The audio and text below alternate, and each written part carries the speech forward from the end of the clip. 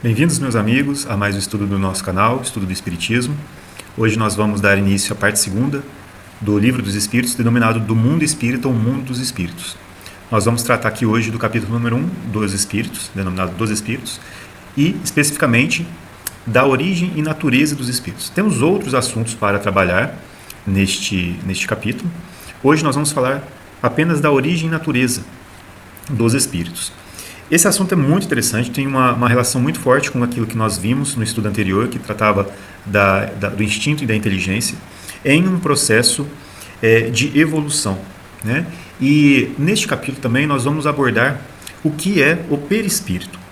Então, para que esse assunto ele fique bem completo, né, é necessário que a gente construa uma base com conceitos mais básicos e para que depois a gente possa adentrar a processos um pouco mais complexos na sua descrição deste caminho evolutivo, né? Tem um livro que eu quero abordar ou utilizar como fonte de estudo, que é o livro Evolução em Dois Mundos, do André Luiz, que trata muito bem deste processo evolutivo, né? Em que relata-se como que o princípio inteligente, né, que nós já estudamos, né, que é aquilo que se difere da matéria ou do princípio material, né, como que ele pode se individualizar e constituir, portanto, as individualizações que são denominadas espíritos, como nós vamos ver, né? Então lá é tratado muito bem deste assunto e eu gostaria de fazer, então, um próximo estudo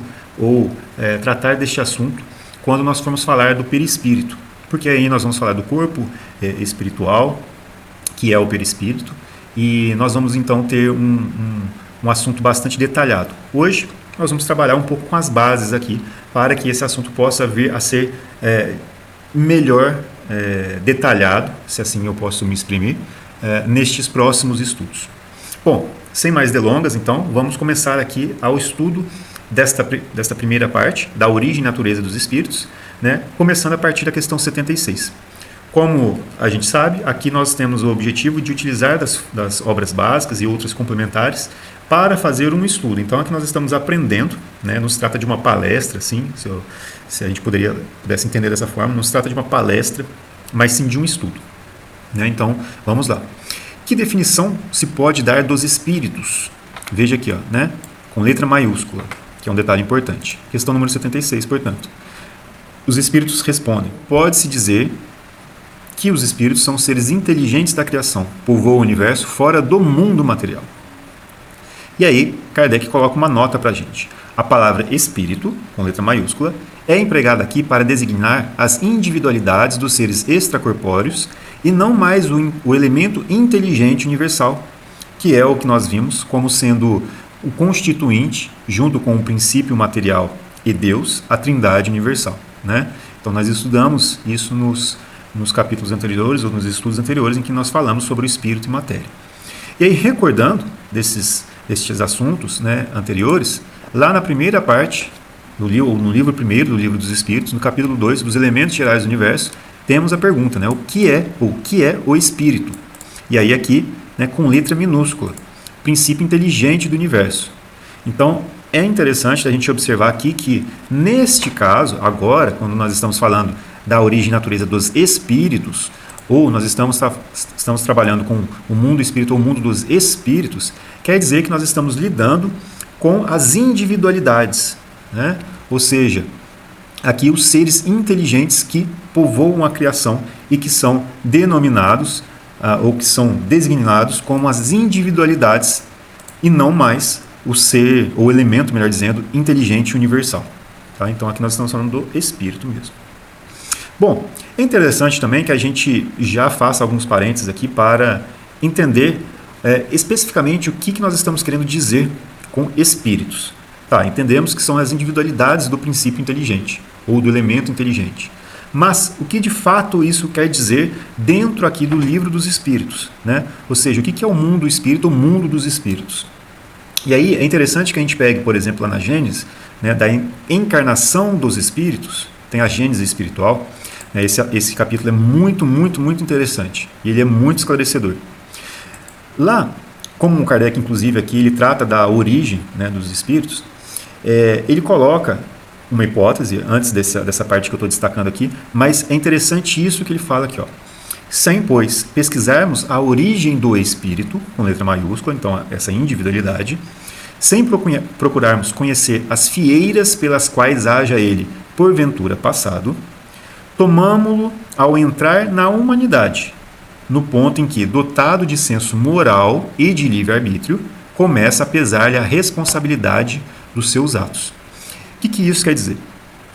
Aqui, nesse estudo que nós estamos fazendo, onde se trata das relações com os espíritos, nós estamos nos referindo aos espíritos que já estão neste estado ou dentro dessa humanidade aqui, ou seja, num determinado ponto onde o senso moral e de escolha, ou seja, do livre-arbítrio, já começa a atuar ou existir, né? Nós vimos lá no estudo anterior, em que a inteligência, né, que é um passo após o desenvolvimento, né, do instinto, o instinto, portanto, precede o desenvolvimento da inteligência e da razão, nós então consideramos aqui como esses espíritos já nesse estado onde eles têm a consciência dos atos, mesmo nos seus primórdios, digamos assim, né, em termos de responsabilidade, em termos de entendimento e compreensão, mas já tendo inerente à sua característica espiritual o senso moral já existindo, né, mesmo que ainda em processo de desenvolvimento, como nós estamos aqui desenvolvendo, portanto, o nosso senso moral, o nosso livre-arbítrio, para que nós possamos, então, entender o que é o certo e o que é errado. Nós trabalhamos esses conceitos lá no estudo anterior, né? Então, aqui nós estamos já falando em que esses espíritos, né, que estão sendo estudados aqui, eles já possuem, portanto, esse senso moral, né, esse livre-arbítrio, esse processo, essa possibilidade de escolha, né, onde ele já começa a ter a responsabilidade dos seus atos. Mais uma vez, é importante a gente frisar, né, que é tudo um processo de evolução. Então, se a gente considera nós hoje, no nosso atual nível evolutivo, né, nós já temos um senso moral existente, muito bem aflorado, né? Nós não estamos mais nas primeiras encarnações do espírito, enquanto neste estado, como ele se referiu aqui, já dentro da condição da humanidade. Nós já desenvolvemos muita coisa, né? Por mais que ainda nós tenhamos muitas mazelas e ainda estejamos no mundo de provas e expiações, que, por conseguinte, já nos caracteriza ou já nos coloca em uma condição ainda de seres com muitas mazelas morais a serem tratadas, nós já temos este princípio moral, essa oportunidade da escolha, né, de entender o que é certo e errado e sermos responsabilizados por essas escolhas, né, que nós fazemos. Então é importante refletir sobre isso, né, porque a gente poderia pensar da seguinte forma: quer dizer que os espíritos aqui estão se tratando de animais? Como que é? Né? E essas são perguntas muito comuns, né, que acho que a gente precisa de fato esclarecer, né, ou entender bem. Às vezes, quando a gente está já há um certo tempo estudando, essas perguntas ou essas ligações, elas acabam fugindo, de certa forma, da nossa construção aqui de raciocínio, né? Mas elas, como um todo, elas precisam ser sempre bem trabalhadas para que a gente possa compreender bem aquilo que nós estamos nos referindo aqui dentro do estudo. Por que eu estou falando isso? Porque nesta mesma parte segunda do Livro dos Espíritos, né, no capítulo número 11, o Kardec ele trata dos 3 reinos, ou seja, do mineral, né, do vegetal e do animal. Ele trata desses 3 reinos. E lá a gente pode, na verdade, lá a gente tem as explicações dos espíritos a respeito dos espíritos que animam ou que encarnam em animais, por exemplo, né? E aí é interessante a gente já fazer uma distinção que é muito grande, né? Por exemplo, na questão número 606, né, é perguntado o seguinte, o Kardec pergunta, né? De onde tiram os animais o princípio inteligente que constitui a alma de natureza especial de que são dotados? Aqui já tinha sido tratado, né, anterior a essa questão número 606, outras em que se fala sobre a existência de um ser espiritual que também sobrevive à morte do corpo físico nos animais, né? Então, aqui ele fala, de onde que tira esse princípio inteligente? Do elemento inteligente universal. E aí, olha só, então, ele pergunta novamente, emanam de um único princípio a inteligência do homem e a dos animais? Olha só que interessante.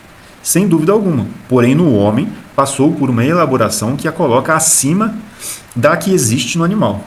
Muito interessante, porque aqui a gente faz uma distinção. Apesar da mesma origem, dentro do princípio inteligente, né? Ou seja, aqui já considerando a individualização do princípio inteligente como tendo a sua base, né?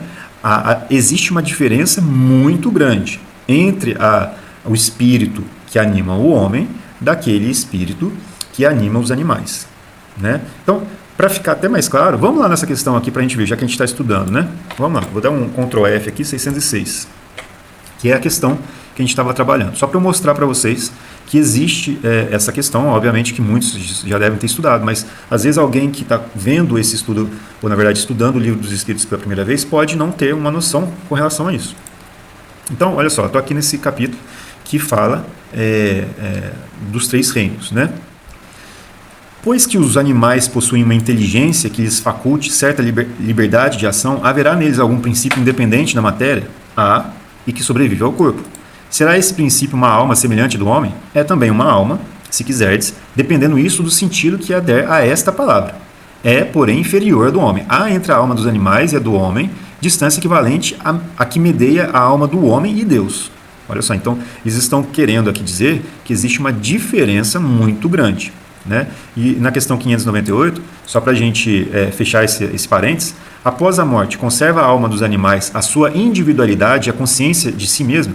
Conserva a sua individualidade. Quanto à consciência do seu eu, não. A vida inteligente lhe permanece em estado latente. Olha só, a gente viu que é um processo, né? Então, aqui, se a gente quiser falar sobre espíritos, ou utilizar da terminologia correta, né, é bom a gente entender que, por mais que de alguma forma a gente possa se referir como alma existente no homem e nos animais, que existe uma diferença muito grande quando nós estamos falando desses dois. Olha só ainda, um outro parênteses, né? Na questão 600. Sobrevivendo ao corpo em que habitou, a alma do animal vem achar-se depois da morte num estado de erraticidade, como a do homem. Olha só, fica numa espécie de erraticidade, pois que não mais se acha unida ao corpo, mas não é um espírito errante. O espírito errante é um ser que pensa e obra por sua livre vontade. De idêntica faculdade não dispõe dos animais. A consciência de si mesmo é o que constitui o principal atributo do espírito.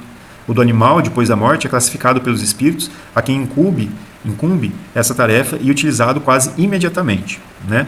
Não lhe é dado o tempo de entrar em relação com outras criaturas. É óbvio que aqui a gente tem relatos, inclusive nas obras espíritas, do próprio André Luiz, que nós temos animais, né, no plano espiritual, mas não vem aqui ao assunto do estudo de hoje. O que eu queria apenas chamar a atenção é que existe, então, essa diferença muito grande quando nós estamos falando sobre espíritos. E que, nesse caso, né, aqui nós estamos fazendo um estudo do espírito com referência ao homem, né, ou seja, ao espírito que já tem senso moral, que já tem livre-arbítrio, que tem a consciência de si mesmo. Isso é muito importante de frisar, né? Outra coisa que eu queria comentar a respeito disso, deixa eu ver se eu me lembro aqui que me veio essa lembrança aqui na hora que eu estava fazendo um comentário. Lembrei. Muitas pessoas, quando a gente fala sobre reencarnação, elas perguntam o seguinte, né? Eu já tive várias situações em que isso foi perguntado em conversas com pessoas, né, que compartilham do nosso dia a dia, né? A gente pode encarnar nos animais? Isso vem de culturas, né, orientais, em que se acredita nesta possibilidade, né? Dentro aqui das terminologias também, né, esta condição ela é denominada metempsicose, e ela é trabalhada também dentro do Livro dos Espíritos, né? E os Espíritos nos esclarecem, como nós estamos vendo aqui, né, o homem, né, o seu espírito, ele já tem um senso moral, livre-arbítrio, consciência de si mesmo, né? Ele não encarna em animais. Ou seja, Se isso fosse possível, seria como um retrocesso, né, ao espírito do homem, né, ao nosso espírito. Isso não é possível, né? Os espíritos colocam assim: o espírito ele não retrocede, né? Isso seria um retrocesso. Ele pode até permanecer estacionário, e aí dentro desse caso, né, eu acho que é mais numa questão de degrau dentro dessa escala evolutiva e espiritual, né, em que ele permanece estacionário dentro dessas classificações mais ou menos grosseiramente falando, existentes, né? Mas ele não retrocede. Então, nós consideramos aqui sempre uma progressão espiritual. Essa metempsicose, que é uma teoria aceita em outras filosofias, né, é esclarecida aqui para nós, dentro da doutrina espírita, como não sendo possível, né? Então, esclarecida essa questão dos espíritos, esclarecido que nós estamos falando de seres que já estão, né, na humanidade, e é nessa humanidade, considerando, portanto, como sendo nós, enquanto espíritos, já portadores de senso moral, de responsabilidade, consciência de nós mesmos. Então, esclarecido isso, podemos considerar que aqui, então, nós estamos falando ou considerando como espíritos, né, com essas características. Então, vamos lá, vamos continuar aqui, né? Questão 77. Os espíritos são seres distintos da divindade, isso já foi bem esclarecido para nós, né? Ou serão simples emanações ou porções desta, e por isso denominados filhos de Deus. Para quem já leu o livro dos Espíritos, né, vai até se lembrar desta resposta, ou da forma como a resposta se dá, né? Porque parece que os Espíritos falam para a gente assim: nossa, meu Deus, né? Porque eles colocam aqui, né, meu Deus, com uma exclamação aqui no final. Então, Kardec pergunta se são obras de Deus ou se é uma emanação de Deus. Isso nós já tratamos em outras partes anteriormente falando, quando nós falamos sobre alma, por exemplo. Eles respondem: meu Deus, são obras de Deus, exatamente qual a máquina é do homem que a fabrica. Qual a máquina é do homem que a fabrica. A máquina é obra do homem, não é o próprio homem. Sabes que, quando faz alguma coisa bela, útil, o homem lhe chama sua filha, criação sua. Pois bem, o mesmo se dá com relação a Deus. Somos seus filhos, pois que somos obra sua, né? Uma outra coisa, e aqui agora a gente vai começar a recobrar, né, alguns conceitos que foram trazidos para a gente nas partes anteriores, né? Isso já tinha sido tratado, inclusive lá dentro do panteísmo. Essa resposta, dentro dessa questão número 14, ela é muito bonita, né? Eu gosto muito dessa resposta. E quem quiser a curiosidade de voltar a esta questão número 14, né, vai lá, é muito bonita ela. Porque lá ele pergunta assim, né, Kardec pergunta: Deus é um ser distinto ou será, como opinam alguns, a resultante de todas as forças e de todas as inteligências do universo reunidas, né? E como opinam alguns, nesse caso, seriam aqueles que têm como filosofia o panteísmo, né? É bom a gente se familiarizar com esses termos, né, dentro aqui dessas filosofias, né? Bom, e a resposta é: se fosse assim, Deus não existiria, porquanto seria efeito e não causa. Ele não pode ser ao mesmo tempo uma e outra coisa. Voltando à questão número 1 do Livro dos Espíritos, né? Que é Deus? Inteligência suprema, causa primária de todas as coisas. Então, ele é a causa de tudo que existe, né?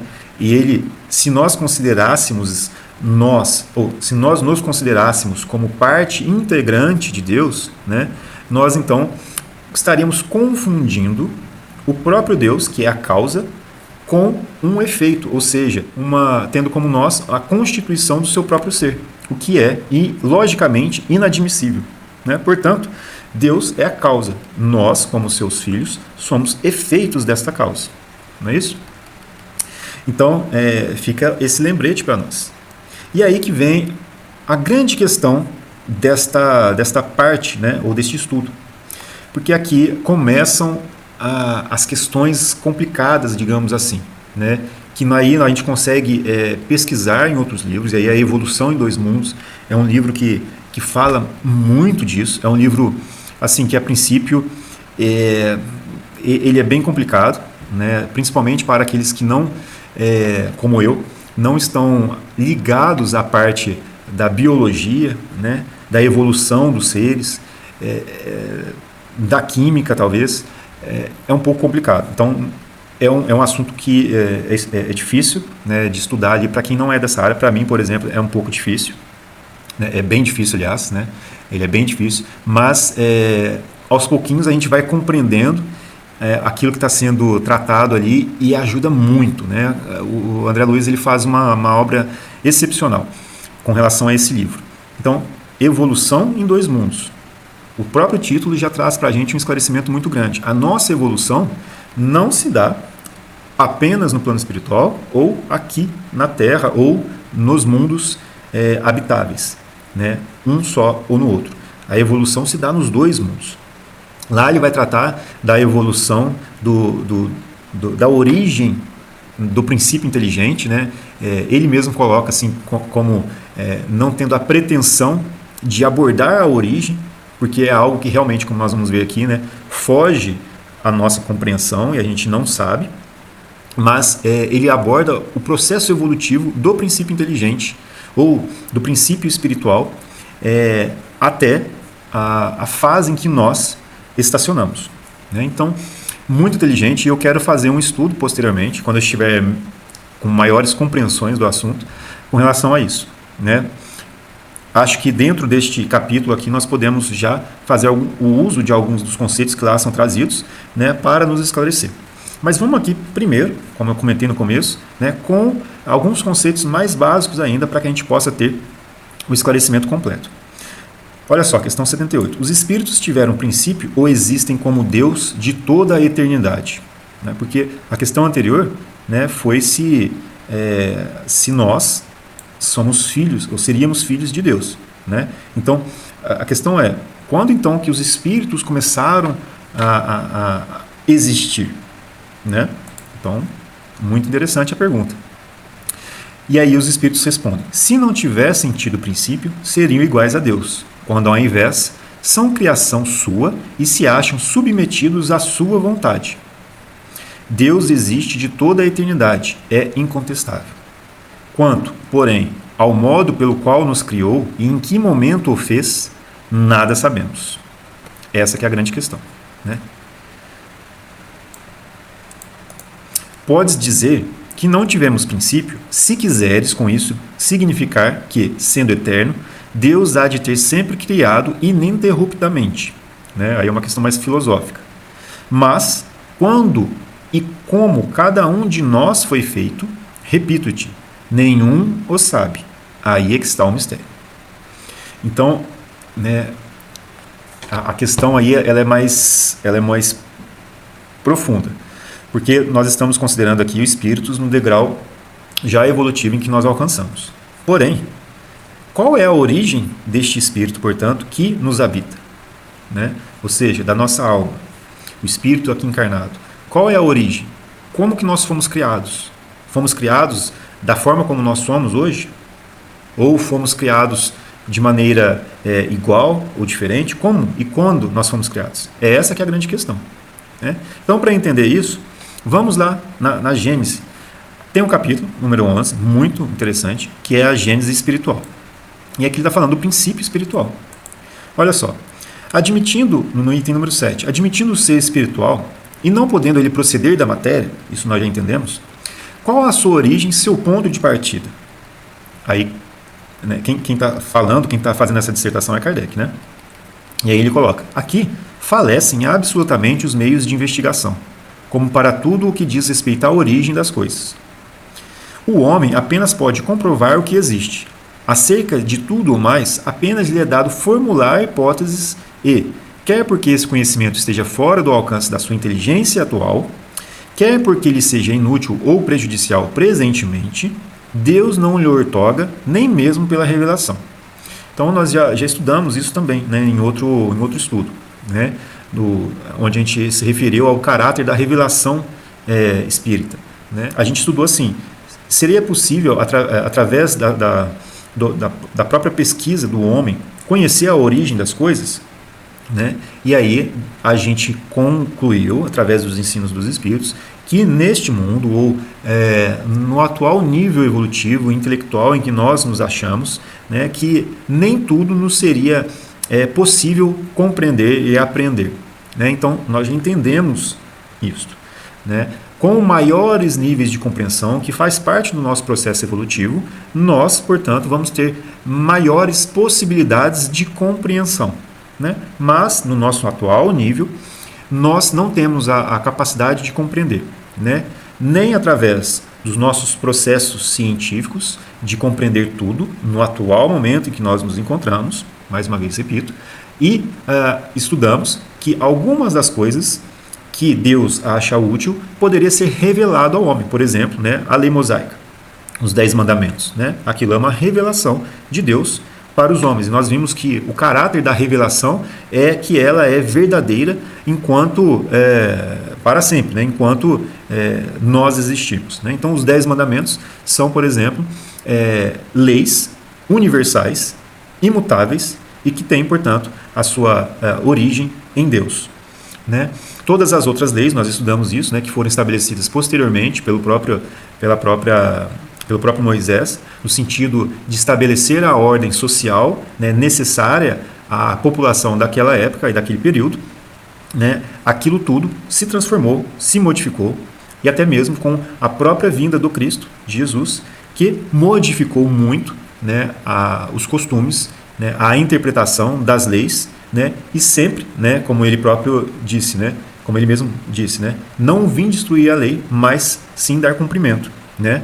E ele modificou as leis existentes, as de Deus, não com relação à sua origem ou com o seu sentido, com o seu fundo, mas sim com relação à forma, onde esclareceu, né, e deixou claro para aqueles que conviviam naquela época, né, o que deveria ser combatido, que era, na verdade, dentro dos próprios homens, né? Então ele trabalhou muito essa questão, ele lutou muito com a questão de hipocrisia existente, né, com atos exteriores, né, e aí nisso a gente pode considerar os fariseus como, né, o povo que mantinham esses costumes exteriores, mas que hoje ainda assim nós precisamos combater, né? Não fazer as modificações não de uma forma exterior, mas sim de maneira interior, né? Então, esse parênteses longo, né, mais uma vez, aqui era só para falar com relação a essa questão da revelação,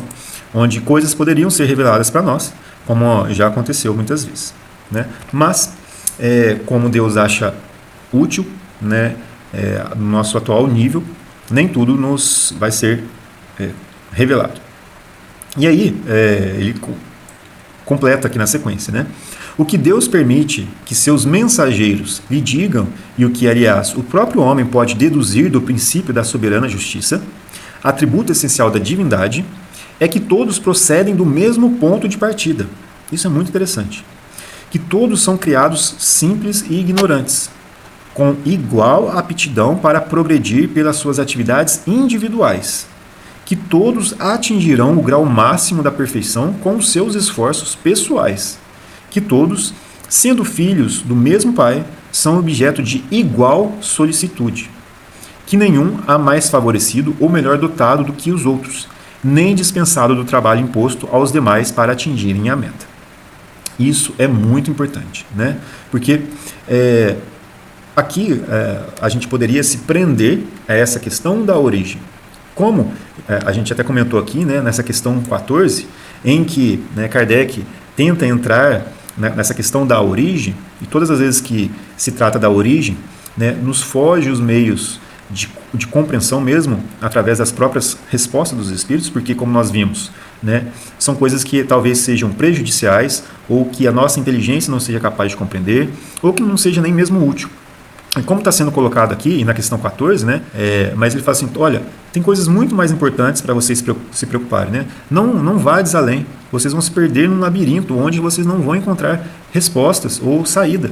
Então, procurem se preocupar com coisas que tocam vocês mais de perto, que é o que existe dentro da gente, né? É mais ou menos isso que é tratado dentro dessa questão 14, e que é justamente, que é enfatizado aqui por Kardec.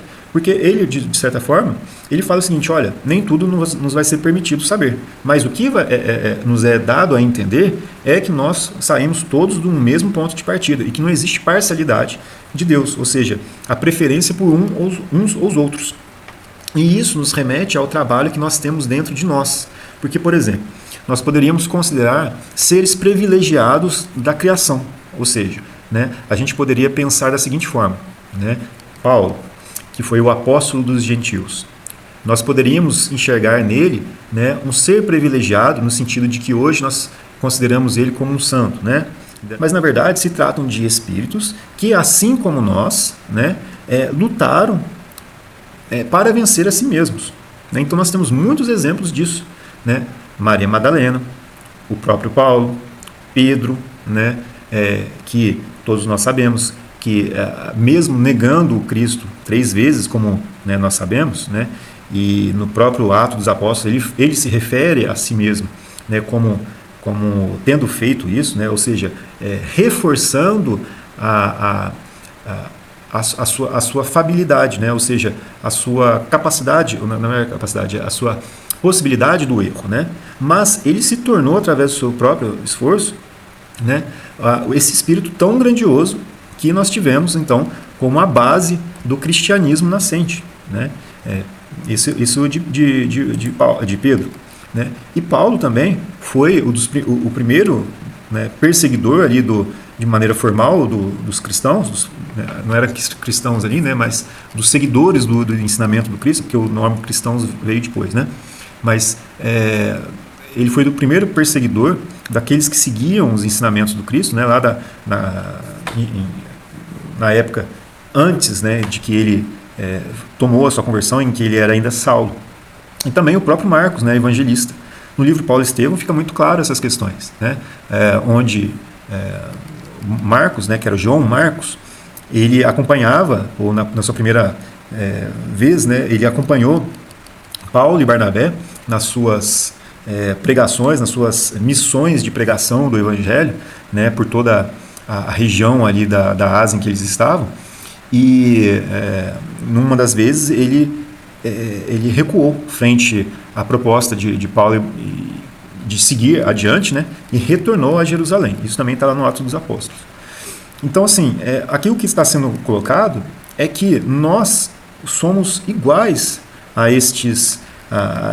todos esses espíritos, no sentido de que nós temos que lutar pela nossa própria elevação, né? É isso que está querendo dizer aqui. Não existe esta como fala, parcialidade que muitas vezes nós podemos achar existente. Não é. Nós somos criados simples e ignorantes, né? Tem uma passagem aqui uma parte do Atos dos Apóstolos, vou ver se eu acho aqui, muito interessante, né? Uma frase muito interessante. Vou ver se eu acho que quem fala é Pedro. Aliás, desculpa, quem fala é Paulo. Quando eles vão em uma cidade em que a cultura ali era dos gentios, né? Ou seja, daqueles que não tinham um Deus único, e de que faziam os seus cultos a diversos deuses, né? E quando eles chegam a uma determinada cidade e fazem um processo ali de cura, né, de um cego, se eu não me engano, esses habitantes dali daquela cidade, eles chegaram com animais ali para o sacrifício, para homenagear Paulo e Barnabé, que eles consideravam ali como seres, como diz, dos deuses, né, semideuses, né?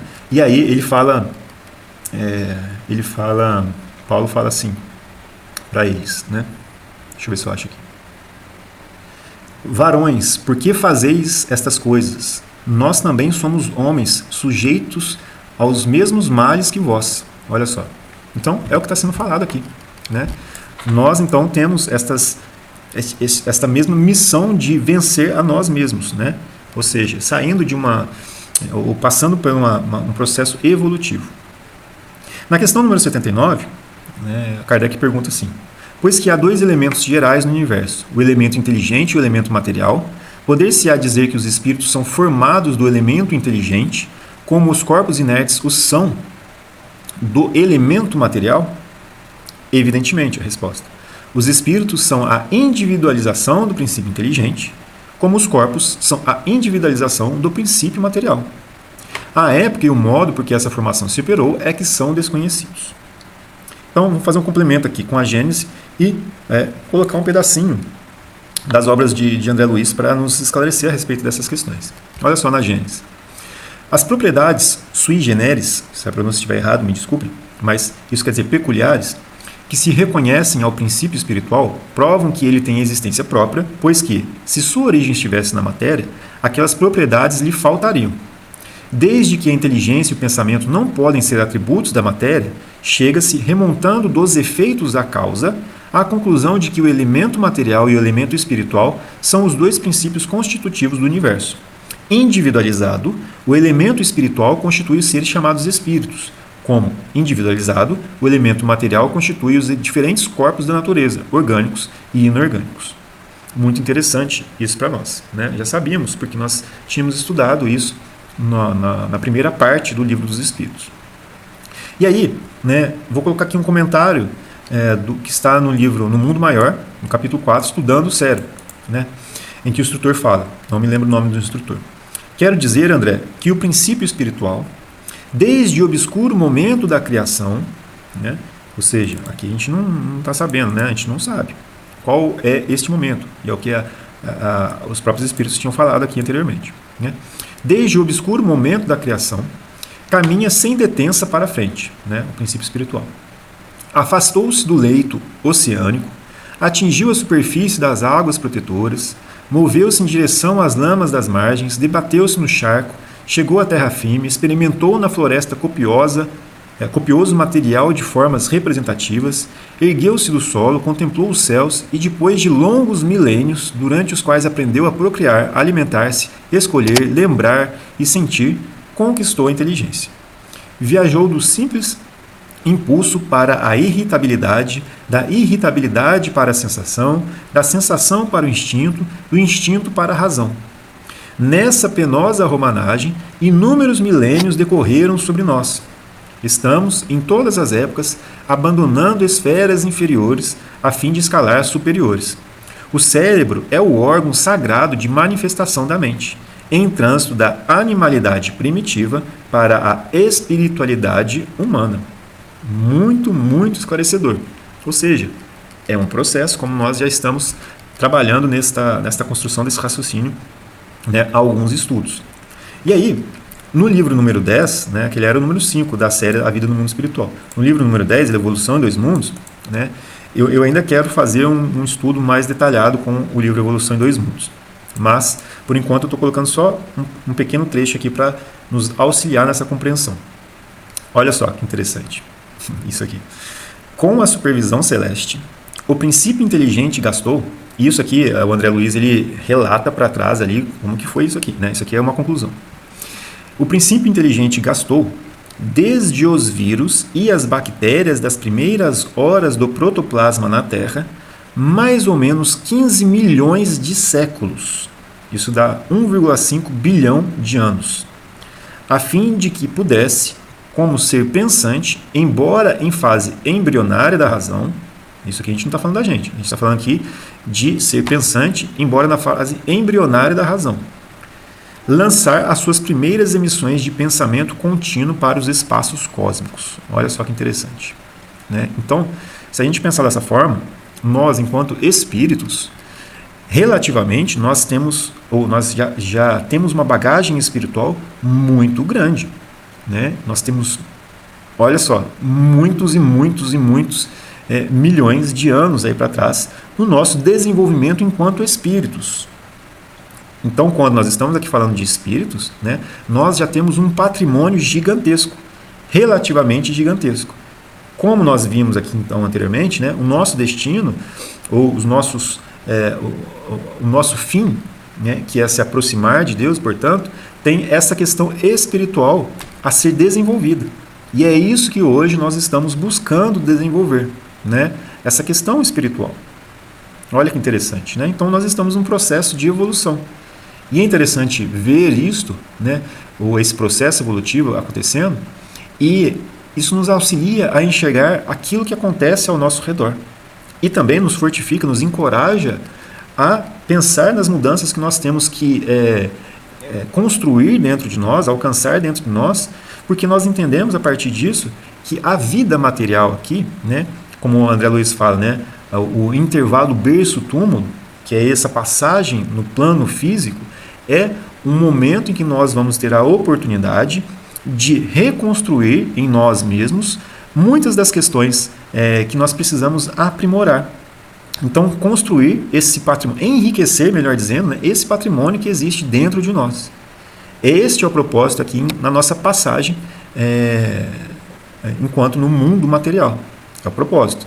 Os meios, né, aí que exigem o nosso trabalho árduo. Né?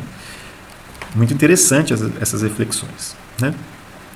Bom, no livro O Consolador, para concluir esse raciocínio, né, no livro O Consolador, do Emmanuel, ele tem uma questão lá, 86, que fala assim: tendo sido a Terra formada pelo poder divino, por que passou o planeta por tantas etapas evolutivas, muitas das quais duraram milhões de anos? Olha a resposta dele. No infinito do universo, a evolução do princípio espiritual tende a escapar a todas as vossas limitações de tempo e de espaço, na tábua dos valores terrestres.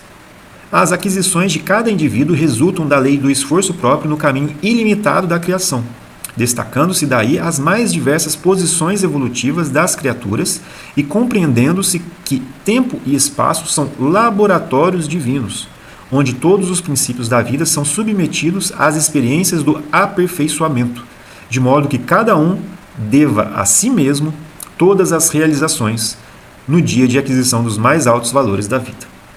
Muito interessante, né?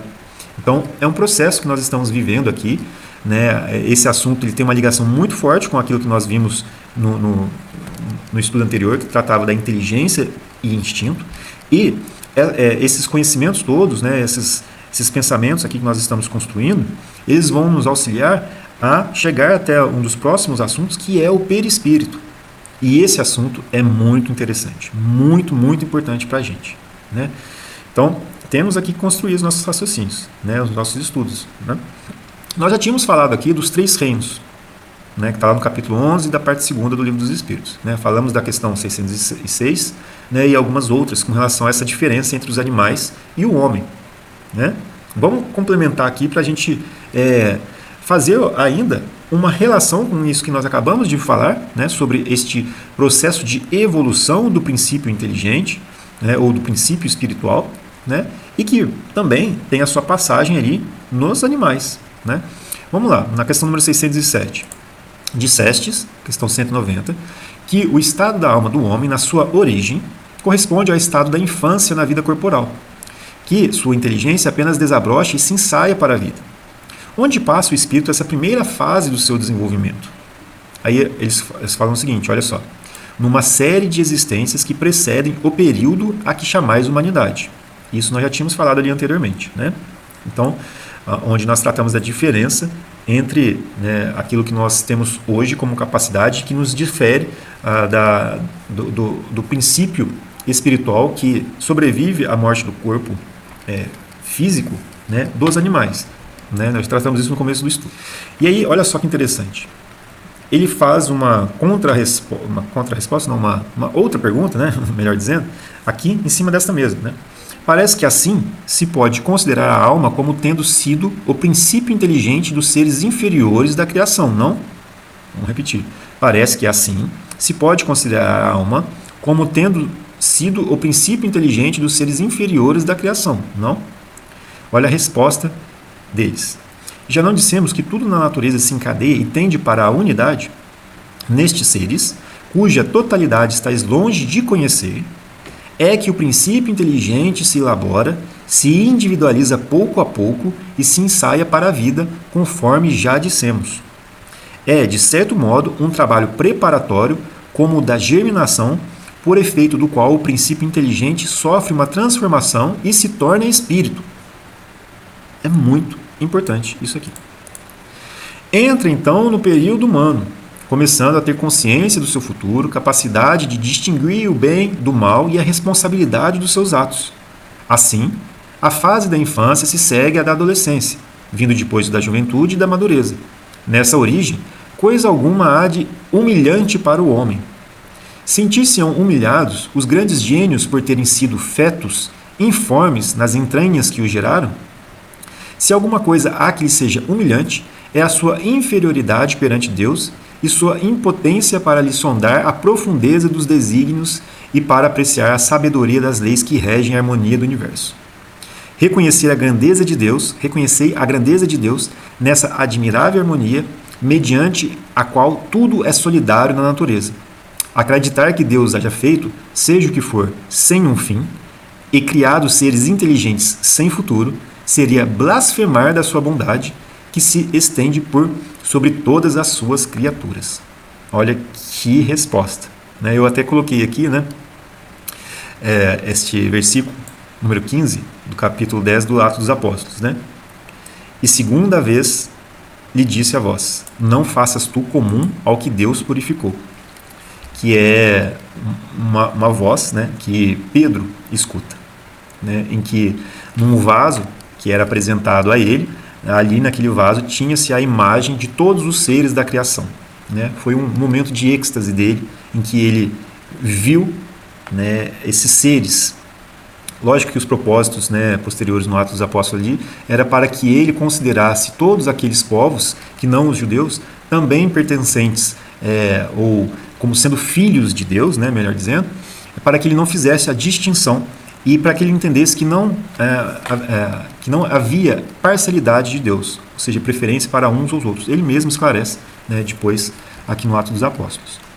Mas aqui o que a gente está querendo entender é que tudo que existe e que é obra de Deus faz parte deste processo evolutivo e que tem a sua contribuição, assim como nós. Por isso aqui que ele falou aqui no começo. Já não dissemos que tudo na natureza se encadeia e tende para a unidade? A unidade que ele se refere aqui é justamente esta comunhão, essa solidariedade existente entre todos os seres para a obra do Criador. Nós vamos ver isso lá nos objetivos da encarnação, por exemplo, estes propósitos. Então, é muito interessante refletir sobre essas questões, porque nós conseguimos, inclusive, aumentar a nossa admiração por tudo aquilo que nos rodeia.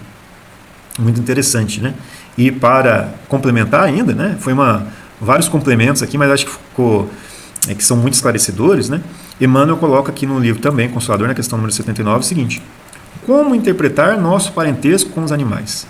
Tem tudo a ver com aquilo que nós estamos vendo. Considerando que eles igualmente possuem diante do tempo um porvir de fecundas realizações, ou seja, estar por vir, através de numerosas experiências chegarão um dia ao chamado reino hominal, também, como por nossa vez alcançaremos no escoar dos milênios a situação de angelitude. A escala do progresso é sublime e infinita. No quadro exíguo dos vossos conhecimentos, busquemos uma figura que nos convoque ao sentimento de solidariedade e de amor que deve imperar em todos os departamentos da natureza, visível e invisível. O mineral é atração, o vegetal é sensação, o animal é instinto, o homem é razão, o anjo é divindade. Busquemos reconhecer a infinidade de laços que nos unem nos valores gradativos da evolução e ergamos em nosso íntimo o santuário eterno da fraternidade universal. Muito bonito, Muito bonito. Um belo esclarecimento, com relação a essa questão 79, de tudo aquilo que nós estudamos aqui. Muito interessante, Por fim, nós temos a questão 80, 81, 82 e 83, Mas só nessa 80 que eu vou fazer um parênteses, para a gente não estender muito o nosso estudo. Mas olha só. A criação dos espíritos é permanente ou só se deu na origem dos tempos? A resposta dos espíritos é permanente, quer dizer, Deus jamais deixou de criar. E aí, mais uma vez, nesse capítulo número 11 da Gênesis, que é muito interessante, vale a pena ler, um capítulo muito, muito interessante, esclarece muito. No item número 8 ele fala assim: ao mesmo tempo que criou, desde toda a eternidade, mundos materiais, Deus ha criado, desde toda a eternidade, seres espirituais. Se assim não for, olha que lógico e como que Kardec ele consegue fazer a união de tudo, um poder de síntese muito grande e de esclarecer aqui muito, muito grande. Se assim não for, os mundos materiais careceriam de finalidade. Mais fácil seria conceberem-se os seres espirituais sem os mundos materiais do que estes últimos sem aqueles. Os mundos materiais é que teriam de fornecer aos seres espirituais elementos de atividade para o desenvolvimento de suas inteligências.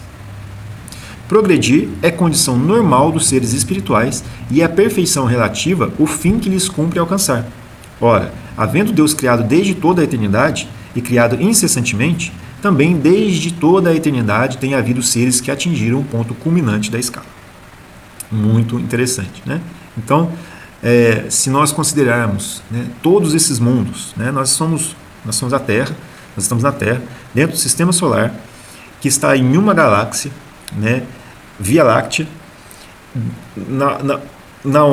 onde temos milhões, infinitas outras, né, tantos mundos, e portanto, né, olha quantas casas existentes na morada do Pai, né, como disse Jesus, né, há muitas moradas na casa de meu Pai. Muito interessante, né? Então, todas elas, né, têm seus propósitos, ou têm o seu propósito. Porque se não fosse assim, não haveria necessidade de existir. Ou se não fosse para acolher os espíritos nos seus diversos graus de evolução, né, não haveria necessidade da sua existência. Né? Ou, pelo menos logicamente, nós não conheceríamos ou conceberíamos uma finalidade, né, que se enquadra com a bondade, com a sabedoria divina. Mas isso, né, é muito interessante. E aí, no item número 12, aqui a gente estava no princípio espiritual, aqui ele fala na união do princípio espiritual à matéria, no item número 12, ele fala assim: desde que um espírito nasce para a vida espiritual, tem por adiantar-se que fazer uso de suas faculdades rudimentares a princípio. Por isso é que reveste um envoltório adequado ao seu estado de infância intelectual, envoltório que ele abandona para tomar outro, à proporção que se lhe aumentam as forças. Ora, como em todos os tempos houve mundos, e esses mundos deram nascimento a corpos organizados próprios a receber espíritos, em todos os tempos os espíritos, qualquer que fosse o grau de adiantamento que houvessem alcançado, encontraram os elementos necessários à sua vida carnal. Olha só, então, não tem como a gente mais não considerar a reencarnação como parte do nosso processo evolutivo. A reencarnação é a chave para que a gente possa entender, né, esse processo de evolução em que nós estamos, né?